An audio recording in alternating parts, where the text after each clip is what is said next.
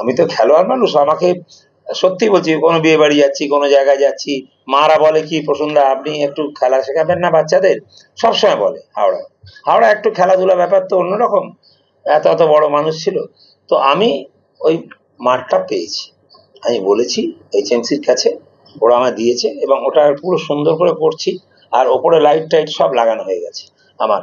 এবং কিছুদিনের মধ্যে আমরা চেষ্টা করছি আর একটা বড় করে ক্যাম্প করব, যেটা বাচ্চারা থাকতে পারবে বা আমরা ওপর থেকে সিনিয়র কেউ হলে দেখতে পাবে, এরকম একটা সাইড দিয়ে করে নেবো। ওটা ওটা করে আমি আসল কথা আছে ঝামেলার মধ্যে পড়েছি বলে ওটা আমি এর হাতে দিয়ে দিচ্ছি, সুব্রত ভট্টাচার্য, গৌতম সরকার, এই দুজন। মানে প্রসূন বন্দ্যোপাধ্যায় উদ্যোগে আমার হাওড়া থেকে একদম। এবং একটা কি জানিস আমার ইচ্ছা যে হ্যাঁ জিম থাকবে, সব থাকবে। আরেকটা ইচ্ছা আমার, যে গালাগালি দিচ্ছে আমাকে, আমার বন্ধুরাই আর কি মারছে, গালাগালি দিচ্ছে, আমি বলেছি হাওড়ার ছাড়া কোনো লোককে আমার, আমায় কোন্নগর বলছে তোমার এখানে হচ্ছে, শ্রীরামপুর বলছে আমি নেবো না, তোকে দাঁড়িয়ে বলছি আমি নেবো না, অনলি হাওড়া, পাঁচলা পর্যন্ত, তার বাইরে না।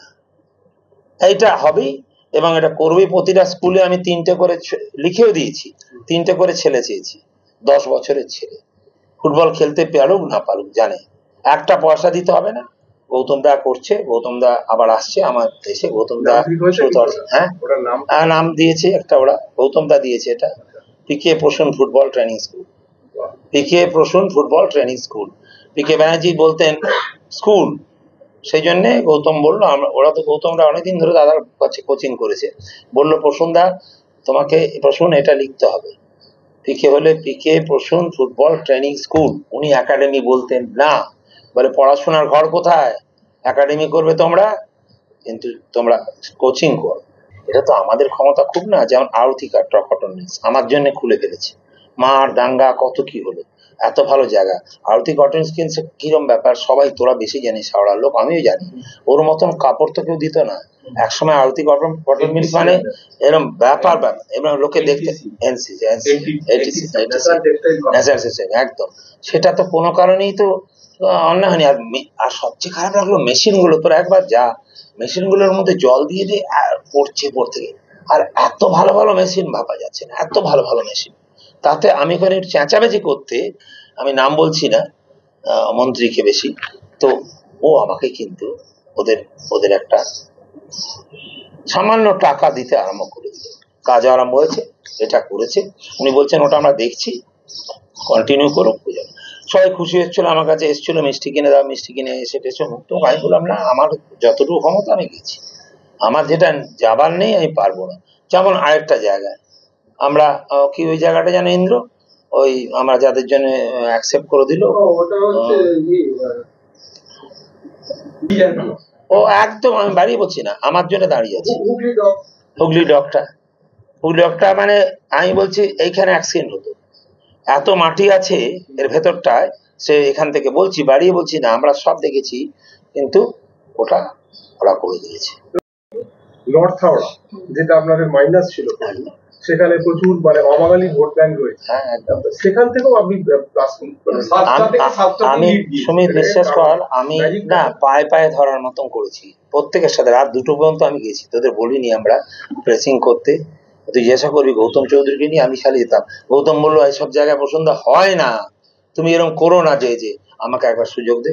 আমি ধরলাম, আরে পছন্দ যাই, আমার তো মানটা জানে মুখটা জানে, চাটা খাওয়ায় বসে, আমি বললাম এক চাচ এক টাইম हम आप लोग को क्या सब कुछ पानी उन्हीं देते हैं, बोलो সব কিছু दे, আপনারা একটু আমাকে ভোট দিন, আপনি বাংলার লোক তো। বলে আরে প্রসন্ন, আর না আমি বলছি রিকোয়েস্ট করছি সবার ঘরে ঘরে, রাত 3টে আসতাম ফিরে, তুই বিশ্বাস কর।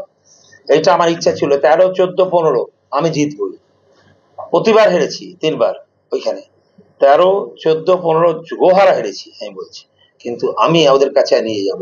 গৌতম বলছে দাদা এরা গেলে কিচ্ছু করবে না, গৌতম লেগে গেছে, আমি অনেক করেছি, গৌতম কাজকর্ম করেছে, আর গৌতম আমাকে যেতে দে না, তাহলে আমি যাবো না। আমি তুই আয়, কেন তুই যাবি, আমি একবার হাত জোর করে, মেয়ে ছেলে যে ছিল, আরে আরে ইউ আর গ্রেট প্লেয়ার, আপনি আমার একবার আপনি ভোট দিন আমাকে, একবার, আপনি বাঙালি তো, when you everybody is Bengali is there, হ্যাঁ আমরা বাঙালি, আপনাকে রিকোয়েস্ট করছি, আপনার জল খাবার কিচ্ছু যেখানে হবে আমরা তো করবো।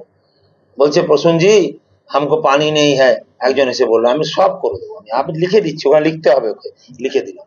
ওরা বুঝতে পারলো যে ছোটলামি করছি না, একটু আমার একটা সুনাম আছে তো, আর একটা বড় স্পোর্টসম্যান তো, ওরা স্পোর্টস ব্যাপারটা আছে। আর মোহনবাগান মাঠে ম্যাক্সিমাম মারোয়ারিরাই ক্যাম্পে থাকতো, ওরা ওর বিরাট ব্যাপার আছে। আমি হাত জোর করে বলেছি, ওরা বলে চলে যান। আমি ওর মেয়েকে বলেছি, আমি কোনোদিন ওর ছোট মেয়ে, ওকে বললাম আমি দেখো তুমি আমার মেয়ের মতো, বলে আমি যাবো প্রসূন ব্যানার্জির জন্য যাবো, আমি যাবো, আপনাকে আমি জানি, এই তো বিশ্বাস করি। এবং আপনি একজন এতদিনের সাংসদ, আপনার কি মনে হয় এটার পেছনে মমতা বন্দ্যোপাধ্যায়? মমতা দিকে এত অপমান করেছিল না, মমতা দি আগুন ধরে নিজে, এবং মমতা দি বোঝে না, মমতা দি যা বোঝে না এরা কেউ বোঝে না, তা আর মমতা দি যা জানে এরা বোঝেই না। হয় কি, আমি বলছি আমাদের প্রাইম মিনিস্টার, উনি ভাবেন যে ওই কোথায় ইউপি অমুক তুমুক একটা বিরাট কিছু করলাম, কিন্তু এই বাঙালির একটা আলাদা ব্যাপার, তোর আমার বলে না, যে মুসলমান হোক বিহারি হোক সব বাংলাকে ছাড়ে না কেউ, তুই দেখবি লাখো লাখো বিহারি আমাদের সাথে সবাই। এইটা কিন্তু বাঙালি বাঙালির মতো, আমাদের একটা বাংলার ব্যাপারটাই আলাদা। তুই আমি যেখানেই বাইরে যাই, বেড়াতে যাই, ভাব তো তখনই মনে হবে 10 দিন পর চল আবার বাড়ি ফিরে আসি, চল, এরকম। মানে এটা মাঠটা, আমি বলি মাটিটা টাঙে, এটা যত পার্টি হোক, এগুলি করছে ওই করছে শুনছি, কিন্তু একটা ভালোবাসা আছে, সেই ভালোবাসাটা উনি করতে পারলেন না। উনি একটু ন্যাকামো করে দিদি ও দিদি, দিদি ও দিদি, মুশকিলটা কোথায়, ওই দিদি কিন্তু ভারতবর্ষের শ্রেষ্ঠ নেত্রী, আমার দেখা তোর দেখা সবার। কারণ কি, উনি 8 বার ওই সিপিএম এর সময় এমপি হয়েছে, এবং 2 বার রেলমন্ত্রী, 3 বার স্পোর্টস মিনিস্টার, ওল্ড মিনিস্টার উনি ছিলেন। আর এই বাংলায় এসে পর পর 3 বার হয়েছে। উনি লড়াই করেছেন, মানুষের চলেছেন। আমার চেয়ে বেশি অনেকে জানে না, দিদির সাথে আমি প্রথম দিন থেকে, মমতার সাথে প্রথম দিন থেকে, তুই খোঁজ রে, সব সিনিয়ররা বলবে, আমার কিন্তু দিদির সঙ্গেই ভালোবাসা লাগতো। কেন কি দেখতাম, আমি যখন প্রথম দেখেছিলাম আমি অবাক হয়ে গেছিলাম, একটা জামা প্যান্ট এরকম ভাবে এলেন, আরে ভারতবর্ষের মন্ত্রী আপনি, বলো কিছু চিন্তা নেই আপনাদের, আর সুব্রত ভট্টাচার্য ভালো খেলছে, আর গৌরব কি নাম আরেকজন রেখে 2-3 জনকে সম্বোধনা দেবে। প্রথম মোহনবাগান মাঠে এলেন, কম বয়স ওনার আমাদের, আমি তখন নিয়ে গেলাম ধীরেন্দ্রের কাছে, ধীরেন্দা বললো, ওর সাথে কথা বললো সকল, সেই থেকে ওনার সাথে আমি বাইরে যাইনি, কোনো পার্টি করতাম না, তোকে বলছি পার্টি টাটি করতাম না, আমার মোহনবাগান ছাড়া কিছু নেই। এরকম ভাবে বলছি, আন্ডারপাসটা এটা আমার কাছে একটা বিরাট ব্যাপার ছিল। কেন বলছি, আমি যখন 13তে আসা, 13তে এসে আমি দেখলাম, আমি অতটা লোকে টাক করেনি, আমাকে অতটা বুঝতে পারতো না। মানে আমি বাড়ি থেকে আসছি 14 তারিখ 14 সালে আমি জেতার পর অনেক ভালো জিতেছিলাম,